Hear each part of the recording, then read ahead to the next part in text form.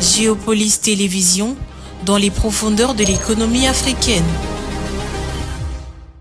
Tout de suite,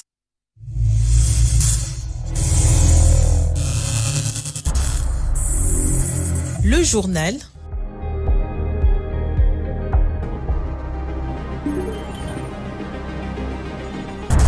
Ce journal vous est présenté par Fonds des promotions de l'industrie.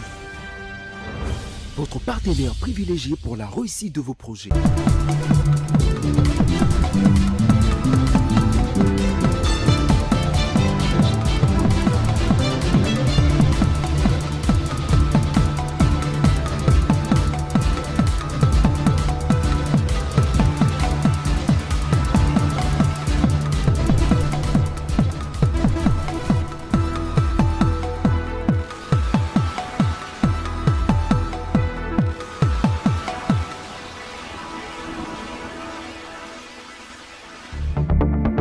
Géopolis Télévision, voici les titres de l'actualité de ce mardi. À l'est de la République de Ouadigbougou, la guerre continue de pousser des centaines de milliers de personnes sur les routes depuis septembre. Les affrontements entre les forces armées de la République démocratique du Congo et la rébellion du M23 dans le Nord Kivu ont provoqué un afflux massif de civils en quête de sécurité. Le détail dans ce journal.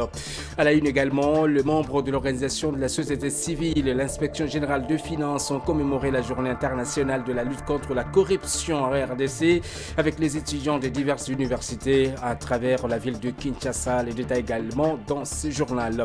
Au sommaire également, le café est l'une des principales matières premières agricoles exportées en Afrique, aux côtés du cacao, du coton ou encore de l'anacarde, porté par des prix qui demeurent élevés depuis 2024. Le continent consolide pourtant sa place sur le marché international. Voilà tout pour les titres. Bienvenue dans le journal.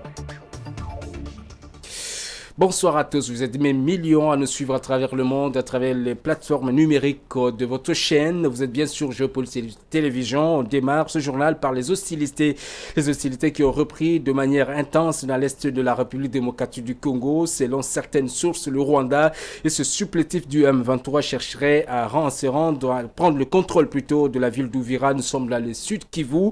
Dans les jours à venir, un nouveau cycle de négociations est pourtant prévu à Doha entre la République démocratique du Congo et la rébellion du M23 sous l'égide de la FCD, en tout cas au Qatar. Et retenez également sur ce même chapitre que le ministre de la Communication et celui de l'Intérieur vont devoir être face aux journalistes et ce soir pour parler justement, évoquer la situation sécuritaire dans l'est de la RDC. Des informations qui vont nous parvenir d'un moment à l'autre, plutôt dans les prochaines éditions avec notre permanent Patrick Ilunga dans ces briefing de la communication. Je le disais au titre, justement, dans l'est de la République démocratique du Congo, la guerre continue de pousser de centaines de milliers de personnes sur les routes depuis septembre. Les affrontements entre les forces de l'FCM23 et les forces armées de la République démocratique du Congo dans le nord et le sud Kivu ont provoqué un afflux massif de civils en quête de sécurité à seulement une trentaine de kilomètres de la ligne de front. La localité de Bunyakire est devenue l'un des principaux points de chute. Patience Lokeke. Selon l'Organisation internationale pour les migrations, 180 000 personnes déplacées s'entassent aujourd'hui à Bunyakiri dans des conditions de vie dramatiques. Les familles qui ont perdu terre, ressources et logements se trouvent dans des abris de fortune ou accueillis par des habitants eux-mêmes déjà vulnérables. Surpeuplement, manque de nourriture, eau potable limitée, le risque d'épidémie et de malnutrition augmente chaque jour. Avant même cette crise, l'accès aux soins était déjà difficile dans la région. Désormais, les structures sanitaires doivent absorber une population bien plus nombreuse sans moyens suffisants pour faire face aux urgences, aux accouchements ou encore aux besoins nutritionnels croissants. Face à cette situation, Médecins sans frontières a renforcé son intervention depuis septembre 2025. L'organisation soutient l'hôpital général des références de Bunyakiri, le centre hospitalier de Bitale et plusieurs centres de santé environnants. En 11 semaines, ces équipes ont réalisé plus de 13 000 consultations médicales, assuré près de 1900 accouchements, dont plus de 200 césariennes, mené 274 interventions chirurgicales et traité près de 600 enfants souffrant de malnutrition. Elles prennent également en charge les cas de violences sexuelles et assurent une surveillance épidémiologique constante. Mais malgré ces efforts, le besoin reste immense. Les familles mangent parfois une seule fois par jour, dorment à même les sols et l'insécurité limite encore l'accès de l'aide humanitaire à certaines zones. MSF appelle donc l'ensemble des acteurs humanitaires à renforcer d'urgence leur présence. Organisation neutre et impartiale, MSF maintient ses opérations dans le 2 Kivu aux côtés des populations prises au piège du conflit. À Bunyakiri comme ailleurs, ces équipes continuent d'apporter une assistance vitale guidée par un seul principe, répondre aux besoins de plus vulnérables. Et dans le domaine des infrastructures routières, sachez que 800 km de routes de desserte agricole ont été entretenus cette année en République démocratique du Congo grâce au Fonds national d'entretien routier. Le président de la République démocratique du Congo, qui l'a annoncé lors de son discours sur l'état de la nation, Félix Tshisekedi, et qu'il a annoncé justement, a tout de même reconnu les défis du secteur et l'engagement du gouvernement à y faire face. En 2025, 8000 km de routes de desserte agricole ont été entretenus sur financement du Fonds national d'entretien routier, le FONER. Le gouvernement s'est engagé à réhabiliter 38 000 km de routes de desserte agricole et 11 423 km de routes prioritaires supplémentaires sur un an, en déployant des brigades routières dans chaque province pour un entretien régulier. En 2025, plus de 8000 km de routes de desserte agricole ont été entretenus grâce au financement du Fonds national d'entretien routier. Un effort qui s'inscrit dans une ambition plus large, le gouvernement prévoyant la réhabilitation de 38 000 km de routes agricoles supplémentaires et de 11 423 km de routes prioritaires, a dit le président Félix Tshisekedi dans ce discours. Pour y parvenir, des brigades routières provinciales sont déployées avec pour mission d'assurer un entretien continu des axes stratégiques. Partout dans le pays, plusieurs chantiers structurants sont en cours sur les grandes routes nationales, notamment la RN1, la RN2, la RN3 et la RN5, essentiellement pour relier durablement l'ouest, le centre et l'est du territoire national, a précisé le président de la République. Objectif étant, fluidifier la circulation, soutenir la production agricole et renforcer l'unité nationale. Selon les orientations du chef de l'État Félix-Antoine Tshisekedi et sous la coordination de la première ministre Judith Suminwa Tuluka, le FONER entame désormais une transformation profonde. Sous le leadership de son directeur général Pierre Bunduki, l'institution se prépare à devenir un fonds d'entretien routier de nouvelle génération. Cette évolution repose sur deux leviers, une capacité élargie, non seulement à financer, mais aussi à faire construire de routes en RDC. Une mobilisation accrue de ressources grâce à de nouveaux actes parafiscaux activés ou en cours d'activation afin de sécuriser un financement durable et transparent. Pour le ministre des Infrastructures John Banza, cette montée en puissance du FONER marque une étape décisive. Elle doit permettre de garantir un entretien régulier, d'améliorer la qualité des routes et de renforcer l'impact économique des chantiers engagés. Lors de ce discours du président de la République lundi devant le Congrès, le président de la République démocratique du Congo, Félix Tshisekedi, est revenu sur l'accord économique entre Kinshasa et Washington, inscrit dans la dynamique mondiale de sécurisation des chaînes d'approvisionnement en minerais critiques. Mais une zone d'ombre subsiste. L'accord politique, lui, n'a pas encore abouti. Que devrons-nous s'attendre justement de l'accord économique? Géopolis a joint au téléphone l'économiste Mike Diana pour obtenir des éclaircissements. La RDC et les États-Unis ont récemment signé un accord stratégique sur les minéraux. L'économiste Mike Diana alerte sur un risque majeur que comporterait cet accord. Celui de maintenir la RDC dans un modèle d'exportation de minerais bruts, faute des garanties en matière de transformation locale. Il rappelle que les États-Unis, comme la Chine auparavant, pourraient privilégier leur propre chaîne des valeurs au détriment de la création de richesses sur le sol congolais. Avec cette forme d'accord, on va rester sur cette économie-là dépendant justement de sa fiscalité. Cette politique expansionniste et dont l'évolution de l'exploitation de ces ressources risque d'être mise en mal parce que si les États-Unis acceptent de prendre ce marché, c'est pas forcément pour venir organiser des transformations ici, mais c'est pour répondre à une chaîne des valeurs qui existerait déjà. Par exemple, Apple, le centre de transformation pour les matières stratégiques et d'autres industries qui dépendent de ces ressources-là. Mais Mike Diana souligne également des opportunités, l'arrivée d'investissements américains dans les infrastructures, la logistique ou encore le port en eau profonde de Banana pourrait renforcer l'attractivité du pays et réduire les risques perçus par d'autres investisseurs. Un effet d'entraînement potentiellement bénéfique pour l'économie congolaise. Donc aujourd'hui, l'avantage, c'est bénéficier de l'investissement étranger et l'investissement américain avec toute sa rigueur qui va arriver, mais aussi bénéficier des autres projets corollaires comme la construction, l'aide pour la construction des infrastructures, mais également, il ne faut pas oublier, le projet de corridor de Lobito qui est une question cruciale pour la politique américaine parce que si on veut donner les matières stratégiques aux États-Unis, il faut forcément qu'il y ait une voie d'évacuation et le port en eau profonde de Banana offre un espace d'évacuation très favorable pour les États-Unis d'Amérique. En somme, l'accord ouvre des perspectives, mais son succès dépendra de la capacité de la RDC à défendre ses priorités, transformer localement, mieux encadrer les partenariats et éviter de répéter les erreurs du passé. Après ce commentaire de Daniela Kalala sur les travaux, sur les discours du chef de l'État avec les journalistes économiques Diana, on revient sur les ouvrages. En tout cas, 865 ouvrages dans des écoles et centres hospitaliers ont été construits depuis 2022 dans le cadre du programme de développement local de 145 territoires de la République démocratique du Congo. Le chef de l'État, Félix Tshisekedi, qui l'a déclaré dans son discours sur l'état de la nation, déplore tout de même de retard dans l'exécution de cet ambitieux programme qui visait pourtant la construction, la réhabilitation et l'équipement de plus de 2000 infrastructures à travers le pays.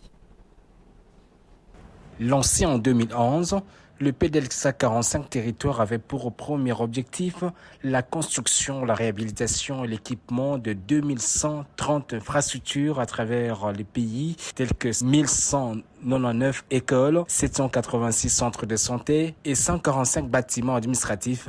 Les travaux ont officiellement démarré au deuxième trimestre de 2022. À ce jour, les autorités annoncent 865 ouvrages achevés, soit un taux d'exécution global d'environ 40,6%. Dans les délais, 279 infrastructures ont été réalisées par la CFF, 312 par le BCECO, 274 par le PNUD. Au total, cela représente 530 écoles, 275 centres de santé et 60 bâtiments administratifs déjà opérationnels. Mais les avancées restent contrastées. Plusieurs retards et arrêts de chantier persistent, notamment dans les Grands Katanga où 138 ouvrages sont à l'arrêt sur 339 prévus. Les zones touchées par l'insécurité à l'est du pays connaissent également de blocages. Dans cette province inspectée cette année, seuls 249 ouvrages ont été livrés sur 672, soit environ 37% d'exécution. Face à ces difficultés, le président de la République, Félix-Antoine Tshisekedi, affirme ne pas minimiser les défis. Il a appelé à assainir des contrats défaillants, réviser les modalités d'exécution et renforcer la rigueur et la transparence. C'est dans ce contexte qu'un conseiller spécial chargé du suivi du PDL 145 territoires a été nommé le 7 mars 2025 avec pour mission d'accélérer l'exécution et d'assurer la bonne gouvernance du programme. Le chef de l'État invite désormais le gouvernement à assumer pleinement ses responsabilités et à intensifier les réformes. Son ambition, achever l'ensemble des infrastructures prioritaires d'ici 2026 pour que chaque territoire rural bénéficie enfin de dividendes de l'action publique. Et les membres de l'organisation, des organisations de la société civile et l'inspection générale de finances qui ont commémoré la journée internationale de la lutte contre la corruption à RDC avec les étudiants de diverses universités à Kinshasa ce mardi 9 décembre 2025. La séance a eu lieu dans le bâtiment administratif de l'UGF pour sensibiliser la jeunesse autour du thème « S'unir avec la jeunesse contre la corruption, former une intégrité » de Dom Didier Lunga et Giscard Tamba pour le reportage. L'amphithéâtre de l'inspection générale des finances a servi de cadre ce 9 décembre à une rencontre entre les organisations de la société civile et les inspecteurs généraux des finances autour du thème « S'unir avec la jeunesse contre la corruption, former l'intégrité de demain », retenu pour la Journée internationale de la lutte contre la corruption. Dans son intervention, l'inspecteur des finances, chef des services, a exhorté les étudiants présents à jouer un rôle actif dans la lutte contre la corruption, rappelant au passage que ces fléaux constituent l'une des principales causes de l'appauvrissement du pays. Chers amis étudiants, étudiantes, je pense que je viens de vous montrer, y compris mes prédécesseurs panélistes, que la corruption dans notre pays, vous-même vous avez donné des scores, est en passe de devenir une culture, de devenir une valeur, alors que c'est une anti-valeur. C'est une gangrène qui provoque la pauvreté dans notre pays. Si nous ne prenons pas garde pour changer les mentalités, alors nous n'aurons plus d'avenir. Mais si nous voulons avoir de l'avenir, nous devons tous nous lever, unir nos forces pour combattre la corruption. Parmi les intervenants, Mpararo Ernest, panéliste du jour, s'est dit satisfait de la détermination affichée par les jeunes présents à s'impliquer dans ces combats. Et parmi les jeunes, il y a ceux qui sont consciencieux et il y a ceux qui sont engagés. Et je pense qu'ils pourront nous contacter pour qu'on puisse travailler ensemble. Et déjà, nous avons déjà commencé à travailler avec la jeunesse. On a déjà commencé avec l'IFASIC, nous avions déjà commencé avec l'IEC, on a déjà commencé avec certains jeunes de certaines universités de Kinshasa. Et nous allons continuer durant l'année 2026 afin que la jeunesse puisse s'élever et contribuer effectivement à la lutte contre la corruption dans les pays. Le Conseil national de la jeunesse, représenté par son vice-président, a pour sa part réaffirmé l'engagement de la jeunesse congolaise à lutter contre la corruption dans toutes ses formes. Nous avons été très contents de l'activité parce qu'ici il s'agit de la lutte contre la corruption. Nous ne voulons vraiment pas nous impliquer aux antivaleurs. Ça signifie que nous devons dire non à la corruption, dire stop à la corruption et nous battre pour certaines valeurs. Plusieurs étudiants issus d'instituts supérieurs et d'universités de la ville ont pris part à cette séance de sensibilisation, une occasion pour eux de s'approprier les outils nécessaires afin de contrer un phénomène qui continue de gangréner la République démocratique du Congo et de contribuer ainsi à l'édification d'une culture d'intégrité pour les générations futures. Et dans la lutte contre la protection, en tout cas pour la protection de l'enfant, la RDC renforce la protection, justement ce mécanisme de protection de l'enfant. Kinshasa a reçu ce 9 décembre un bâtiment préfabriqué offert par la Chine pour accueillir un tribunal mobile pour enfants. Une infrastructure moderne qui vise à rapprocher la justice de communauté et améliorer du coup les traitements du dossier de justice juvénile. Daniela Kalala pour le reportage.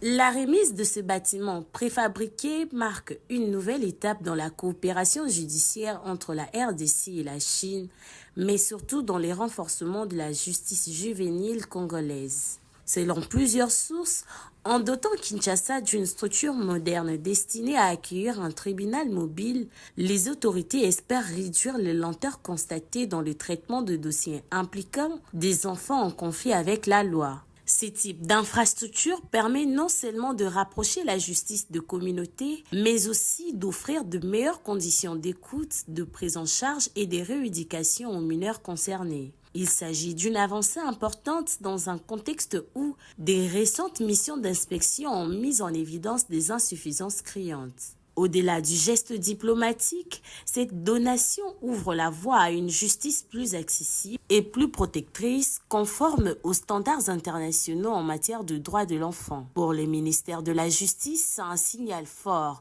celui d'une volonté de mobiliser les systèmes et d'offrir un cadre plus digne aux enfants confrontés à la loi. Et dans le domaine du sport, parlant justement des léopards de la République démocratique du Congo, les léopards de la RDC justement pour préparer la Coupe d'Afrique des Nations Maroc 2025 débutera plutôt le 13 décembre prochain en Espagne. Cet exercice initialement prévu pour le 8 décembre dernier, le stage a été reporté suite à la décision de la Fédération internationale de football association de ne libérer le joueur dans leur club qu'à partir du 15 décembre. C'est un commentaire de Blaise Kuzola. Le 1-2 avec Wissa fonctionne. La petite balle au-dessus, c'est bien fait! Initialement prévu pour le lundi 8 décembre en Espagne, le stage de Léopard de la RDC n'a pas pu démarrer à la date indiquée. Ce programme est décalé de 5 jours, à en croire la communication de la Fédération congolaise de football association, c'est-à-dire que le sélectionneur principal de la RDC et son staff technique ne pourront lancer la préparation de Fauves congolais que le samedi 13 décembre prochain. À en croire le directeur de communication de la team 243, ce décalage est consécutif à la dernière circulaire de la FIFA accordant aux clubs européens de ne libérer les joueurs évoluant chez eux que le 15 décembre prochain, ce qui a perturbé le programme de plusieurs sélections africaines, dont celle de la RDC. Conséquence, le match amical prévu contre le Palancash Negrash d'Angola le 13 décembre prochain est aussi annulé. Au lieu de livrer 2 matchs amicaux avant la CAN, l'équipe congolaise ne peut jouer qu'une seule rencontre de fixation, soit contre la Côte d'Ivoire, soit la Zambie. Pour l'heure, les 26 convoqués sont chacun dans leur club où ils évoluent en attendant le prochain rassemblement toujours en Espagne. Le calendrier du groupe D dans lequel évoluera la RDC prévoit la première journée de Fauves congolais le 23 décembre prochain contre le Guépard du Bénin. Voilà pour les tours d'horizon de l'actualité dans le pays. Tout de suite, la page internationale.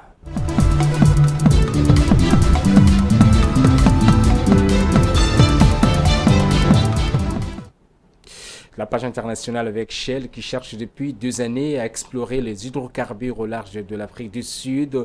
Mais plusieurs projets ont été stoppés par la justice après de recours environnementaux. En tout cas, la multinationale s'est depuis repositionnée sur le bassin, en tout cas sur le bassin d'Orange, partagé avec la Namibie où elle détient une participation où plusieurs découvertes de brut ont été faites. Daniela Kalala pour le commentaire.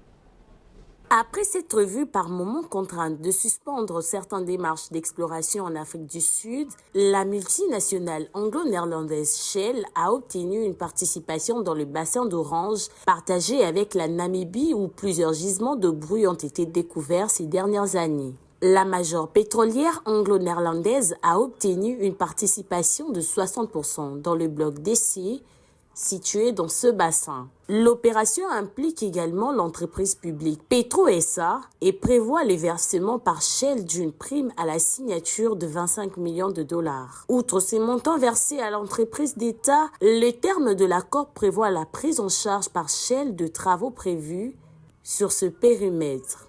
Selon des documents cités par les médias internationaux, ceux-ci couvrent le forage de 3 puits d'exploration pour un coût estimé entre 135 et 150 millions de dollars. La finalisation de la transaction est soumise à l'approbation de Petroleum Agency South Africa, les régulateurs des activités pétrolières et gazières qui, selon les rapports de la presse internationale, n'a pas encore reçu la demande formelle de transfert de participation. L'aboutissement de ce processus est d'autant plus incertain que Shell, comme plusieurs autres multinationales pétrolières, opère dans un cadre juridique marqué par des contentieux, parmi lesquels la suspension par la Haute Cour de Makanda en 2022 d'une campagne de relevés sismiques. Malgré un arrêt partiellement favorable de la Cour suprême d'appel en 2024, la procédure reste pendante devant la Cour constitutionnelle. Et le café, qui est l'une des principales matières premières agricoles exportées d'Afrique, aux côtés du cacao, du coton ou encore de l'anacarde plutôt, porté par des prix qui demeurent élevés depuis 2024. Le continent consolide plutôt sa place sur le marché international, soutenu par une demande mondiale croissante et par une amélioration progressive de la qualité de sa production. Daniela Kalala pour le commentaire. Le pays africain a placé 19,69 millions de sacs de café, soit 1,18 million de tonnes sur les marchés internationaux au terme de saison 2024-2025. Les stocks annoncés traduisent une progression de 18,6% en glissement annuel et marquent une 10e année de la hausse consécutive. C'est en outre la première fois que les exportations africaines de café franchissent la barre du million de tonnes. Pour expliquer cette performance historique, l'ICEO met en avant l'effet combiné de la bonne récolte dans les principaux pays producteurs qui a permis d'augmenter les volumes exportables, les prix élevés du café sur le principal place boursière et la libéralisation de volumes de stock plus élevés qu'à l'ordinaire. Dans le détail, l'Éthiopie et l'Ouganda ont été les principaux contributeurs à la croissance de flux, leur exportation ayant augmenté respectivement de 27,3% à 442 200 tonnes et de 29,6% à 495 600 tonnes. Ces pays d'Afrique de l'Est représentent à eux deux près de 80% des exportations africaines sur la période considérée. En ce qui concerne le prix sur le marché international, les données compilées sur l'Intercontinental Exchange ICE montrent que les cours du café arabica ont globalement augmenté de 51% à New York, clôturant à 8,26 $ le kilogramme au 30 septembre 2025 contre 5,48 $ le kilogramme le 1er octobre 2024. Plus largement, la croissance des exportations africaines contraste avec la dynamique mondiale. Les exportations mondiales de café s'affichent en baisse de 0,3% pour s'établir à 139,01 milliards de sacs en 2024-2025. L'Amérique du Sud a tiré les replis générales, annulant la croissance observée dans les autres régions. Avec 11,6% des expéditions mondiales, la part de pays africains demeure encore limitée dans le commerce international. Toutefois, plusieurs facteurs laissent entrevoir un renforcement de leur poids au cours des prochaines années. Lors du 3e sommet du G25 africain du café tenu en février dernier, à Dar es Salaam en Tanzanie, les pays producteurs ont pris l'engagement collectif de porter la part du continent à 20% de la production mondiale d'ici 2030 contre seulement 11% aujourd'hui. Parallèlement, certains pays accélèrent sur leur propre plan de développement. En avril 2025, la Tanzanie, 3e exportateur africain derrière l'Ouganda et l'Éthiopie, a par exemple lancé l'élaboration d'une stratégie pour quadrupler sa production d'ici 2030. Plus récemment, en octobre 2025, le Kenya a annoncé la digitalisation des enchères de café, une initiative destinée à soutenir son plan national qui prévoit de tripler la production au cours de 3 prochaines années. Voilà pour le journal. Tout de suite, la revue de presse avec Blaise Kuzola.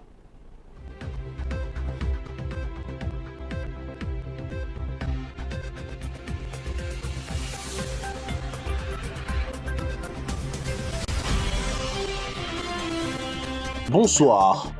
Le journal paru mardi 9 décembre à Kinshasa commente abondamment le discours sur l'état de la nation prononcé la veille par Félix Tshisekedi devant le Parlement. Dans l'accord de PRDC-Rwanda, il n'est question de partage des terres ni des richesses congolaises, indique Congo News sous le titre « Tshisekedi rassure sur la souveraineté ». Pour le chef de l'État, tant qu'une colline ou un quartier sera encore sous contrôle des armées illégales, il considérera que l'œuvre de la paix reste inachevée. Après la signature de cet accord, estime le journal, 2 options collent Paul Kagame à la peau. En signant ces documents historiques, Paul Kagame endosse la responsabilité du pillage des richesses congolaises et du génocide de population. Cela ouvre la voie à des poursuites judiciaires internationales contre lui et ses alliés. En outre, poursuit les tabloïds, l'accord de paix exige le retrait de troupes rwandaises du territoire congolais, la cessation des hostilités et le retour de populations déplacées. Il s'agit d'un pas important vers la stabilité et la paix dans la région. Info 27 expose le 4 axes stratégiques présentés par Félix Tshisekedi pour mettre fin au conflit, retrait des forces étrangères, assèchement des financements de la rébellion, protection accrue des civils et ancrage d'une paix durable. Dans son discours sur l'état de la nation ce lundi 8 décembre, devant le Parlement réuni en congrès, le chef de l'État a évoqué l'insalubrité et les embouteillages auxquels fait face la population quinoise, indiquant dans la foulée des réformes à entreprendre pour de solutions définitives, rapporte pour sa part 7sur7.cd. Fin de cette revue de presse, merci de nous avoir suivis.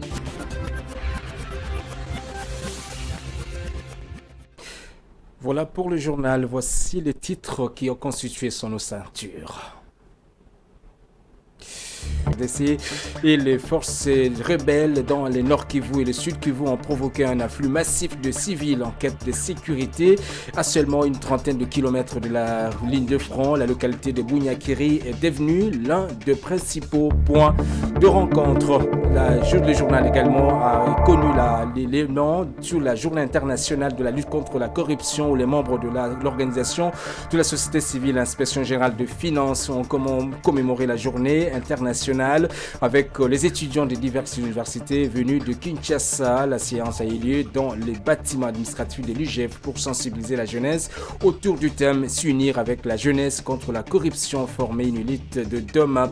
Également dans les prix qui demeurent élevés depuis 2024, le continent consolide sa place sur le marché international soutenu par une demande mondiale croissante et par une amélioration progressive de la qualité de sa production. Merci de nous avoir suivis. Restez branchés à nos programmes.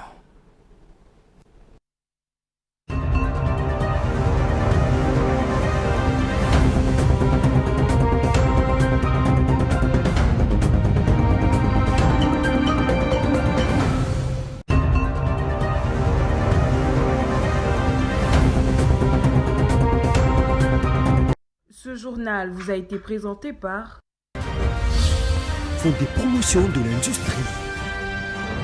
Votre partenaire privilégié pour la réussite de vos projets.